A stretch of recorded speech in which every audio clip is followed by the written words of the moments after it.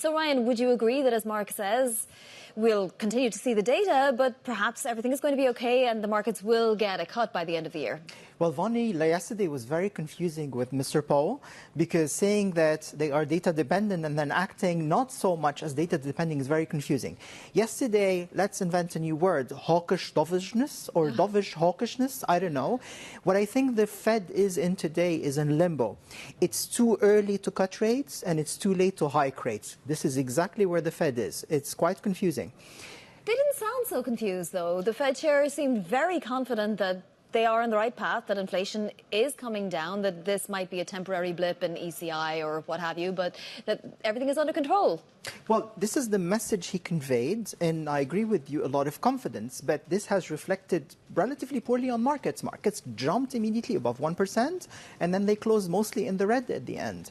So when you look at the numbers, look at the ISM prices paid. It's at 60, the highest since June 2022. If you look at ISM new orders, it's below 50, contractionary.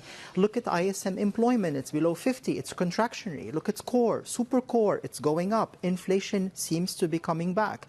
We are heading to a potential stagflation scenario. I agree with Jamie Dimon when he said there's more than 50% chance of stagflation. I agree with that. The Fed chair said that monetary policy is restrictive and that it's restrictive enough now, that it's sufficiently restrictive. You're shaking your head. Why not? Absolutely not restrictive. Look at financial conditions. They're very, very easy. Look at financial markets. Look at stock markets. Financial conditions are very easy. Add to that, 2 days ago, Mrs. Yellen announced that there will be treasury buybacks. This is expansionary. Look at fiscal spending. Finally, they were tapering the QT from 60 billion a month to 25 billion a month. This is huge. This is massive. This is very much expansionary. This is not restrictive at all. I know that you have the feeling that the election will have something to do with it, but Fed Chair Jay Powell very specifically said, and you almost got annoyed, the election is not going to interfere with what we do. We are completely independent, apolitical. We have nothing to do with the election. We will hike in whatever month we want to hike. He has to say that. Or cut. He's a professional. He has to say that. All around the world, US, Europe, China, Japan, everywhere in the world, there is political intervention with fiscal and monetary policies. This is unavoidable because these answer to the political leaders of the country. So there is influence in a way or another. We've seen this with Mr. Trump, and today we're seeing it in a much more subtle way.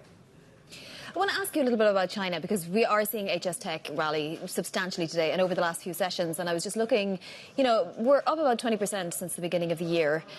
That in the past, or at least in the last couple of years, has tended to be relatively short-lived. So macro tourism, is a word Julie Wren, our columnist, uses for it. Is this sustainable? We were very nervous about China late 2023, then decided early 2024 to come in again. And when we met 1 month ago, this is when we really started going in full on. HSI Hang Seng was at 16,600. Today it's 18,155. So that's a very nice jump since.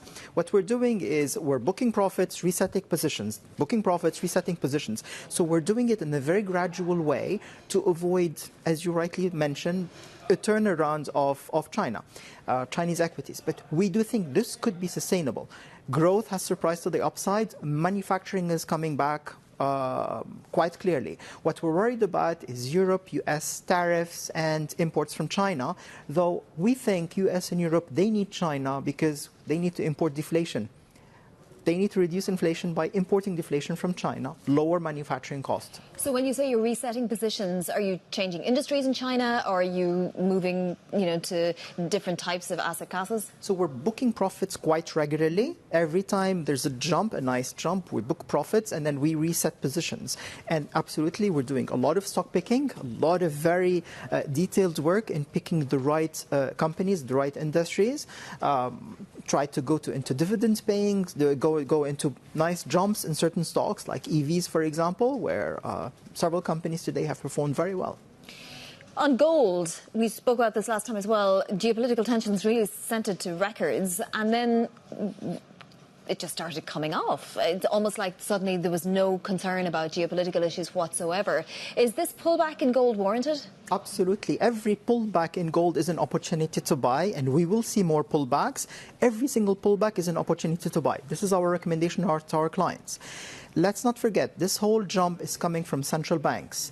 In 2022, 2023, there were record amounts of gold bought by central banks around the world. More than 1,000 tons bought in 2022 and slightly less in 2023. This is absolutely massive compared to what we've seen in previous years. So this is consistent with your view on inflation and the fact that the Fed might be behind the eight ball, if you like.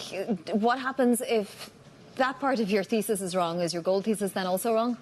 Well, we will continue buying gold because we think that the East now is buying gold to support their currencies. Sovereign debt has reached very high levels across the world, and the only way for central banks to hedge and protect their currencies is by buying gold. Gold now should be part of any asset allocation in decent amounts.